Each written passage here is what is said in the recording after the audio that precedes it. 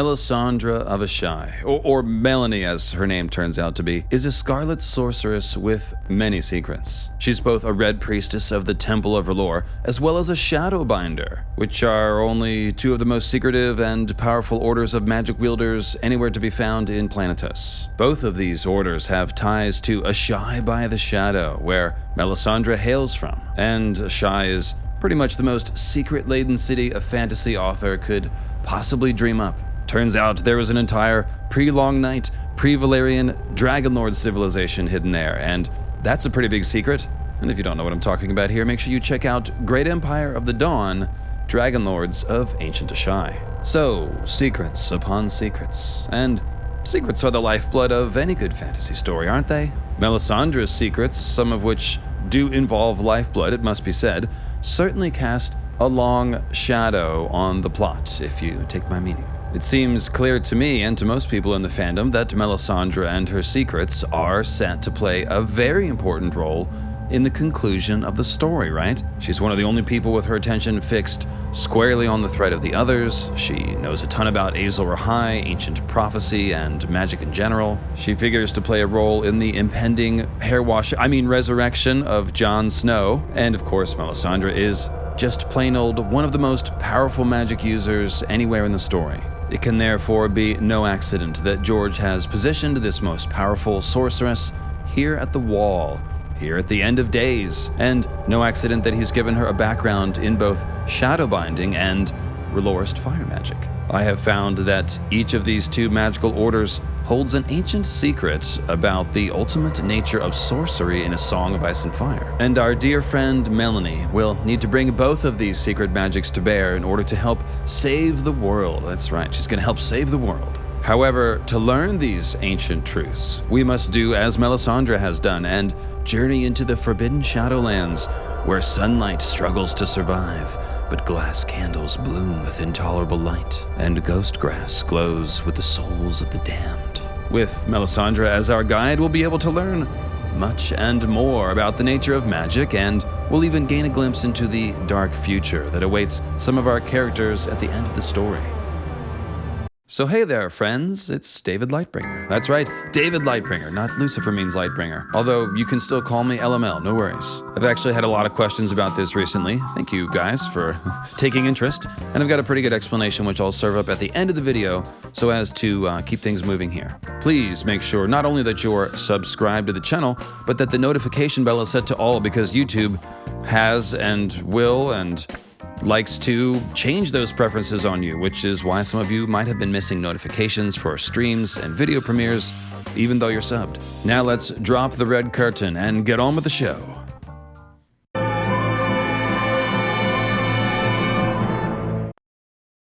Alright, so like we said, Melisandre of Asshai is both a shadowbinder and a red priestess of the Temple of R'hllor, also called the Red Temple. These are supposed to be entirely separate orders, and on the surface they appear to be. But just as the practitioners of these orders conceal their true faces behind masks of lacquered wood, tattoo, and illusion, the deeper truths of these two orders may not be what we expect. In fact, the more I studied the magical abilities of the Shadowbinders and the R'hllorists, the more evident it became that they must share a common origin rooted in the events surrounding Azor-Ahai, the Long Night, and even the Bloodstone Emperor and the ruin of the Great Empire of the Dawn, which left Asshai and the Shadowlands magically blighted and cloaked in evil darkness. To speak less cryptically, what I'm saying is that the closer we look behind the masks of these two shadowy magical orders, the harder it gets to tell whether Melisandre is using Shadowbinder or R'hllorist fire magic in any given instance. And there's a very good reason for that, which I'll reveal over the course of this series. We're going to start with the magic used by the followers of Red R'hllor,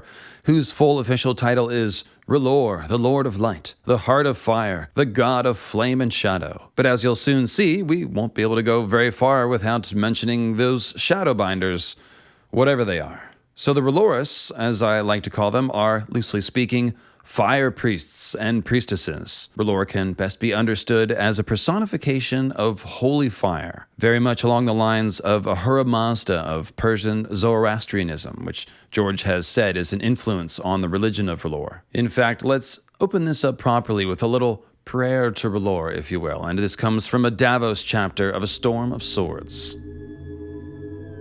Davos looked down from an arched window in the gallery above. He watched Melisandre lift her arms as if to embrace the shivering flames. "R'hllor," she sang out in a voice loud and clear, "you are the light in our eyes, the fire in our hearts, the heat in our loins. Yours is the sun that warms our days, yours the stars that guard us in the dark of night. Lord of light, defend us! The night is dark and full of terrors." Queen Selyse led the responses, her pinched face full of fervor. King Stannis stood beside her, jaw clenched hard, the points of his red-gold crown shimmering whenever he moved his head. Alright, so as you can see, R'hllor is basically every kind of fire and light in the world. And elsewhere, Melisandre counts the bright moon and even a small torch as, quote, gifts of R'hllor. That's gifts of R'hllor, not gifts of R'hllor. And of course, don't forget the fires beneath the earth. Those belong to R'hllor too. This is Salladhor Saan speaking to Davos in A Storm of Swords. He leaned forward and lowered his voice. "Queer talking I have heard of hungry fires within the mountain, and how Stannis and the Red Woman go down together to watch the flames. There are shafts, they say, and secret stairs down into the mountain's heart, into hot places where only she may walk unburned. It is enough and more to give an old man such terrors that sometimes he can scarcely find the strength to eat." Well, R'hllor be praised. Yeah, okay, so now just to answer a question I'm often asked, no, I don't think there is an actual entity behind the concept of R'hllor. Rather, I think that magical power in A Song of Ice and Fire flows through the forces of nature, such as ice and fire, and those sources of power are therefore perceived as powerful deities. After all, if we real-life humans are fond of anthropomorphizing forces of nature, such as fire, or storms, or the sea, as gods and goddesses, and we definitely are, how much more would that be true for fictional humans inhabiting a magic-laden fantasy world? The important thing to realize is that R'hllorism is less a religion, actually, and more a set of practices and beliefs which have sprung up around actual sorcery. Sorcery rooted in fire and shadow, as the name God of Flame and Shadow implies. What we want to try to figure out is, what is the extent of that sorcery? What is the true power of R'hlllorism, if you will? From where did it come, and how did it originate? And most importantly, what role will R'hllorist fire magic play in the end of the story? We're going to answer all of these questions over the course of this series, so don't you worry.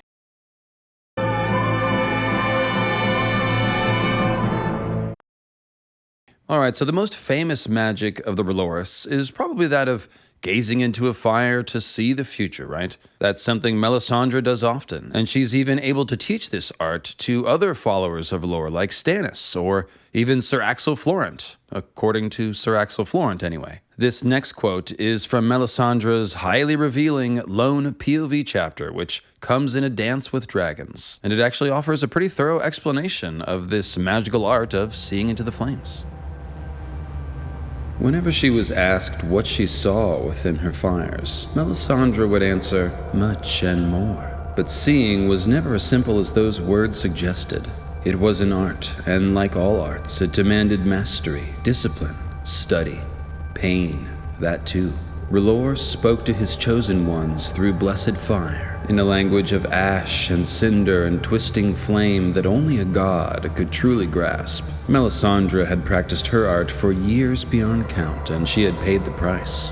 There was no one, even in her order, who had her skill at seeing the secrets half revealed and half concealed within the sacred flames.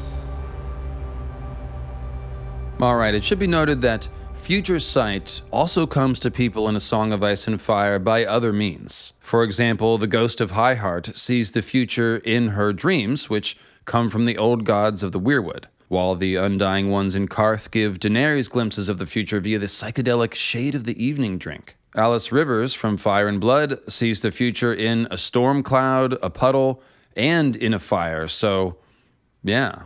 In other words, we can see that fire is simply one of several mediums or languages through which the shape of the future, if you will, can be glimpsed. This skill of reading the flames is apparently something taught to most, or perhaps even all, aspiring fire mages of the Red Temple, judging from Melisandre's inner monologue from that same A Dance with Dragons chapter that we just read from. Melisandre paid the naked steel no mind. If the wildling had meant her harm, she would have seen it in her flames. Danger to her own person was the first thing she learned to see, back when she was still half a child, a slave girl bound for life to the great Red Temple. It was still the first thing she looked for whenever she gazed into a fire.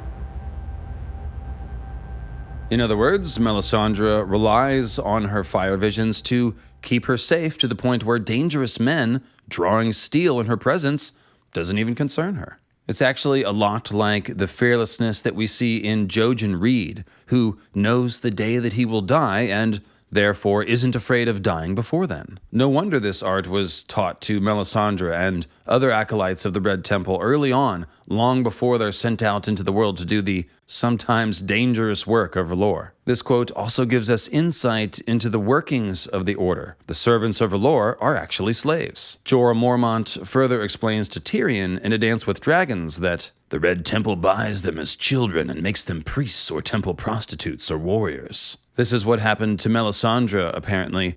During her fire vision, we also read that strange voices called to her from days long past. "Melanie," she heard a woman cry. A man's voice called, "Lot 7." The woman's voice here is surely that of her mother, and speaks of tragic circumstances surrounding Melisandre's being sold into slavery in a heart-wrenching scene that must have been much like the one outside of Meereen where Tyrion, Penny, and Jorah were auctioned off as slaves. Although it doesn't say here which Red Temple in which city young Melanie was sold to, it does seem that she only went to Asshai and became Melisandre of Asshai after being sold to the temple and being trained. Check out this quote from that same Melisandre POV chapter, which will also highlight the next magical skill of the R'hllors that we want to discuss, which would be Glamours. Jon Snow turned to Melisandre. "What sorcery is this? Call it what you will. Glamour, seeming, illusion. R'hllor is Lord of Light, Jon Snow, and it is given to his servants to weave with it as others weave with thread. The bones help," said Melisandre. "The bones remember. The strongest glamours are built of such things. A dead man's boots, a hank of hair, a bag of finger bones. With whispered words and prayer, a man's shadow can be drawn forth from such, and draped about another like a cloak. The wearer's essence does not change, only his seeming." She made it sound a simple thing and easy. They need never know how difficult it had been, or how much it had cost her. That was a lesson Melisandre had learned long before Asshai. The more effortless the sorcery appears, the more men fear the sorcerer. Melisandre is saying here that she learned the principle of disguising the true cost of magic long before Asshai, which means that at some point in her life she went to Asshai to study magic, and presumably only then became known as being of Asshai. Elsewhere, we're told that children and animals cannot long survive the toxic environment of Asshai and the Shadowlands, so it would make more sense if she came there as an adult as opposed to being born there. Now that we have that squared away, I should tell you that it's implied that there is a Red Temple in Asshai, as we're told that red priests and priestesses go there to study magic, just as a general thing. They go there. They're found in Asshai. So it seems likely that Melisandre, who is again a slave bound in service to the Order, would have been sent to Asshai to study magic at the temple there by the R'hllorist higher-ups. It's also likely that those same higher-ups are the ones who instructed her to study shadowbinding, as opposed to Mel having sort of just studied such things in secret against the wishes of the Red Temple. Again, she's a slave. And if the Red Temple did instruct Melisandre to study shadowbinding, then she almost certainly isn't the first one. Which leaves us with the probability that some red priests and priestesses simply become shadowbinders as well. Put it this way, there really is no reason for the Red Temple to send their priests and priestesses to Asshai at all, except to learn the darkest sorts of magic that can't effectively be studied anywhere else. Things like shadowbinding. After all, R'hllor is titled as the god of flame and shadow, so perhaps working with shadows actually falls under the purview of R'hlorism anyway. I mean, heck, right in this last quote where we heard Melisandre explain that glamours are a kind of light weaving and therefore a province of R'hllor, the Lord of Light, she also said that making a glamour involves drawing a man's shadow forth from their most personal belongings, weaving with shadow as well as light, it would seem, and say, doesn't this sound a bit like Melisandre drawing from Stannis' life fires to fashion the Shadow Baby?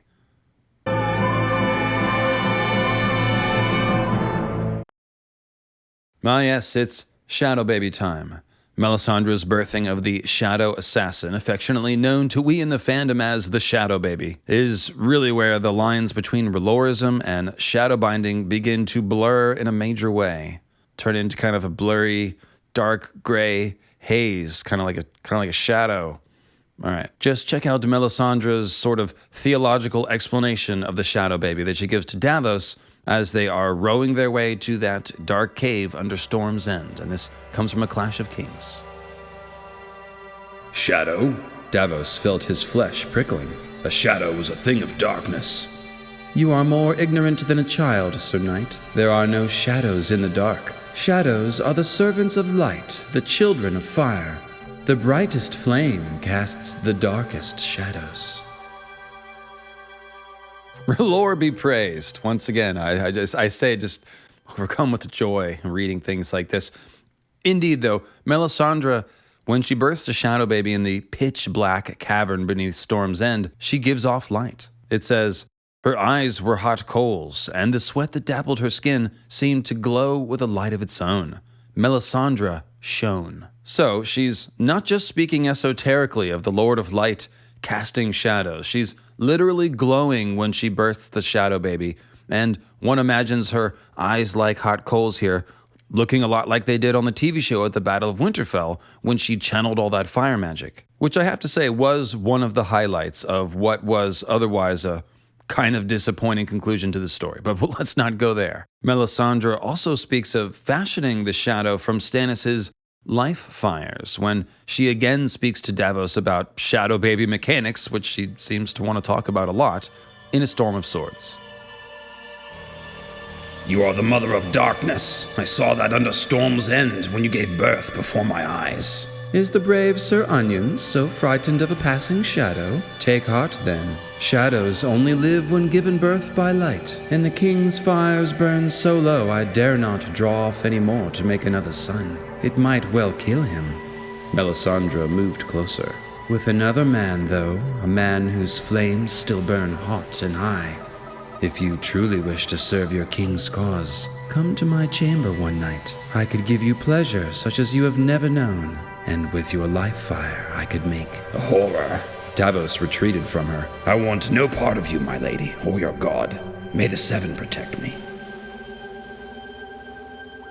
All right, so let's break this down here. We have a fire priestess drawing on a man's life fires to become magically pregnant, and then shining with light when she gives birth. But the child born is a living shadow entity of some kind, right? Now tell me, does this act fall under the purview of R'hllorist fire magic? Or is this what shadowbinding is? We're never given any sort of explanation whatsoever for what shadowbinding is really supposed to be, but it's pretty easy to see how this could fit the bill. We have a shadow entity here, and it's obviously bound to Melisandre's will as it rushes straight from her womb to carry out a specific targeted assassination. Clearly, a shadow has been bound, right? And then what about Melisandre using a magical sex act to draw forth some part of Stannis' life essence to make the shadow? Mel's about that Crowley life, apparently. What exactly is she drawing forth from Stannis here, and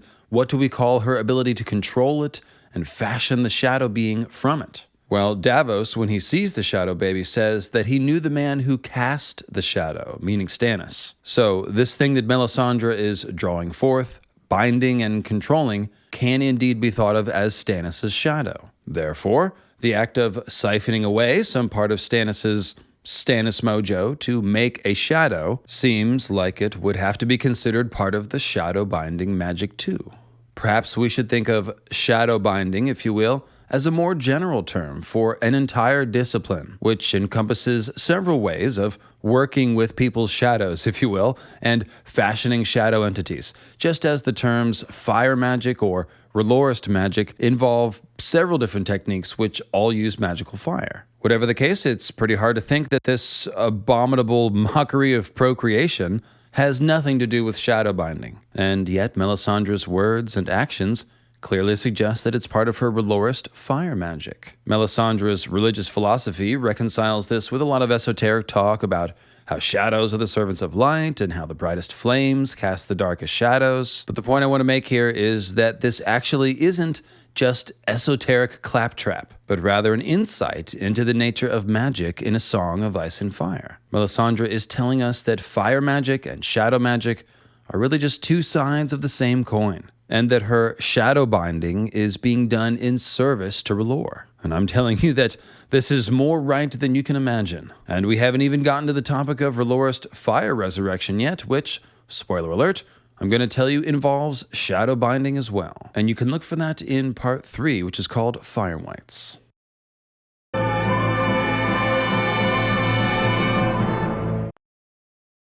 Alright, so we've been talking about how R'hllorist magic might actually be shadow binding, but what do we know about the Shadowbinders themselves? Well, the plain facts are that we are told very few plain facts about the Shadowbinders, as I mentioned. We're essentially left to guess based on the actions and powers of Melisandre and Quaithe, and a small blurb from The World of Ice and Fire that we're about to read. Shadow binding must be important, though, because with Quaithe offering Dany her starry wisdom, and Melisandre offering her advice and soon her magic to Jon Snow, we can observe that both Jon and Dany, the Azor-Ahai reborn hero twins, as I like to think of them, are being advised by Shadowbinders as they draw close to their inevitable confrontation with the others. Interesting, no? Kind of highlights the importance of trying to understand what shadow binding is and what role it could play in the endgame events. So, in the very back pages of The World of Ice and Fire, and I mean the very back pages here, like right at the end, we are finally given a bit of raw information about the Shadowbinders, and although it's threadbare, we can actually consider it to be fairly reliable. That's because all of the Citadel's recent information about Asshai comes from Marwyn the Mage, the Archmaester of the Higher Mysteries at the Citadel, who studied in Asshai for years and who understands magic better than most. Most sinister of all the sorcerers of Asshai are the Shadowbinders, whose lacquered masks hide their faces from the eyes of gods and men. They alone dare to go upriver past the walls of Asshai into the heart of darkness. On its way from the mountains of the morn to the sea, the ash runs howling through a narrow cleft in the mountains, between towering cliffs so steep and close that the river is perpetually in shadow, save for a few moments at midday when the sun is at its zenith. In the caves that pockmark the cliffs, demons and dragons and worse make their lairs. The farther from the city one goes, the more hideous and twisted these creatures become, until at last one stands before the doors of the Stygiai, the corpse city at the shadow's heart, where even the Shadowbinders fear to tread, or so the stories say. Alright, this pretty much checks out with what we've observed. Quaithe has the red lacquer mask, while Melisandre is, again, almost certainly masked in a glamour. Given that the purpose of Mel's glamour may be to hide some sort of physical transformation, and we'll talk more about that in part 2, I have to wonder if the same might not be true of Quaithe and the other masked Shadowbinders as well. That would explain why they alone can go to the places most saturated with the toxic shadow magic of this area, or why they alone are said to be able to eat the deformed and hideous fish that swim in the glistening black waters of the River Ash, which glimmer with a pale green of phosphorescence by night. This may be similar to how Melisandre can swallow huge amounts of A Song of Ice and Fire's most deadly poison, the Strangler, with no effect. Now, as for dragons making their lairs in the Shadowlands beyond Asshai, well, that's actually a thing. It's confirmed by Bran's coma dream vision, where his magical sight enables him to see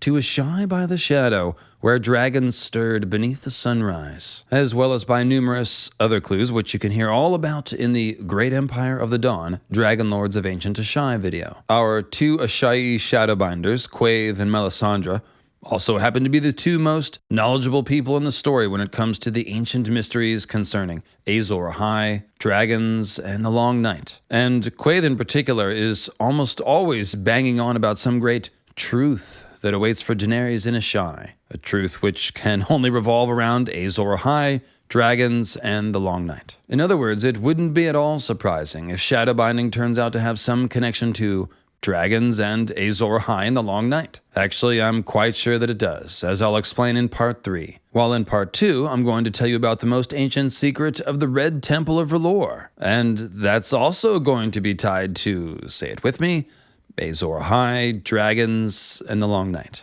Speaking of dragons, we only ever see Quaithe use one kind of magic, that of the dragon glass candle, of course. She's incredibly proficient in its use, though. Quaithe is able to sit in Asshai by the Shadow and use her candle to reach Dany wherever she is. And with it, Quaithe can enter Dany's dreams, craft and implant dreams into Dany's mind, and even communicate to Dany through waking visions. Although other people such as Marwyn the Mage can also use a lit glass candle, Quaithe's mastery of it indicates long study, and Quaithe is a shadowbinder. Glass candles, however, are plainly fire magic, if anything is. I mean, they literally work by being on fire with a weird, unending magical flame. And they're associated with the sorcerers of the Valyrian Empire, whose magic is well known to be rooted in blood and fire. And of course, obsidian is a volcanic glass. So, why is it a shadowbinder who's the expert with these Valyrian dragon glass candles? This is a lot like the question of why is it a red priestess doing the shadowbinding? And once again, we can see a conflation of what we think of as fire magicians and shadowbinders. Once again, we find ourselves sniffing around Asshai, where I always picture Quaithe sitting alone in a dark tower room, hunched over her glass candle, coming up with new and more cryptic riddles to send Dany through astral projection. To go in, you must go out. To go through, you must go around. Yes, that's it. I've actually just recently made a video about the possibility, nay, certainty, of Dany using a dragon glass candle in the Winds of Winter. That's how she's going to learn this all-important truth of Asshai that Quaithe is always talking about. So please do check out Glass Candle Sorceress if you haven't already. The point I want to make here, though, is actually more of what I've been saying all along. Wah, wah. It's very, very hard to draw any sort of distinction between what belongs to fire magic and what belongs to shadowbinder magic. Would anyone really be shocked to find Quaithe practicing some other kind of fire magic in the future? Or to learn that Quaithe has used fire magic to perhaps transform her own physiology, as it looks like Melisandre has? After all, we know from Mirri Maz Duur that people studying magic and arcane matters in Asshai do have a practice of exchanging information with one another. So when R'hllorists like Melisandre go to Asshai to learn about shadowbinding, the shadowbinders are probably learning a few magics of the Red Temple in return. Nothing is free in Asshai, after all. There may well be a long-standing agreement between the Red Temple and the Shadowbinders, if indeed the R'hllorists do have a habit of sending their mages to Asshai to learn shadowbinding, as seems to be the case. Or perhaps their orders are effectively one and the same when you climb all the way to the top, with the Shadowbinders just turning out to be very high-level R'hllorists. Why are those masks red, after all? Aha! There it is. Oh, well, not really. Or perhaps the Church of Starry Wisdom runs all of this shit. Who knows? All hail the Lion of Night.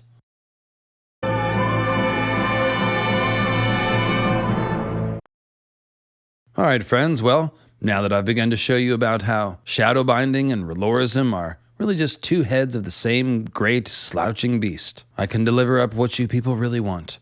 Fresh endgame theory crack. Or I guess we'd say raw myth. That's right, I've got brand new theories for you in the next 3 videos. In part 4, Chosen of R'hllor, we're counting backwards here, I'll be hitting you with a couple of new theories about what kind of unheard of magical acts Melisandre will perform at the Wall, hinge of the world that it is. In part 3, Fire Whites, I'm going to propose some new things about what fire wights are and what role they will play. And in the next video, whose title is a total giveaway, I'm going to tell you what specific magical acts are really at the heart of Rhlorism. That video is called Fire Others because, well, fire others are apparently a thing, and because Melisandre seems to be slowly turning into one. That's right, fire others, and if I don't have your like button click and channel subscription now, I don't know what else I can do. Thanks in advance for leaving a comment below, and do let me know what you think about how I've parsed out Shadowbinder magic and R'hllorist fire magic here, because I really can't see any holes in my train of logic that they are the same thing, and that's just gonna get worse as we go. So as to the name change, let me just say real quick that my name is actually David, which means beloved. So David Lightbringer amounts to beloved of Venus, which I have to say, it feels pretty great. I have had fun rehabilitating the word Lucifer these past 7 years. And although the show Lucifer probably did more for it overall, I mean, that is a handsome devil right there, no one can say that I didn't do my part. However, I have at times wondered if carrying around a name many associate with the devil hasn't limited my reach a little bit. You have to admit, it's probably costing me to some extent. And more than that, I plan to use David Lightbringer as my pen name as I begin writing and publishing books. Beginning with Paradise Gained, which yes, I'm still working on, it's about halfway done. Because there actually are already a couple of published authors out there called David Beers, which is my real name. I really like the meaning of David Lightbringer, and it kind of honors where I came from, so there you go. Everything I do from here on out will be under that banner, and I appreciate very much all of your support and interest. Check out the links in the video description below if you'd like to support the program, and thanks to all of our patrons and to all of you sending in donations via paypal.me/mythalastronomy. Most of all, thanks to you for watching the video all the way to the end too, and I'll see you with part 2 very soon.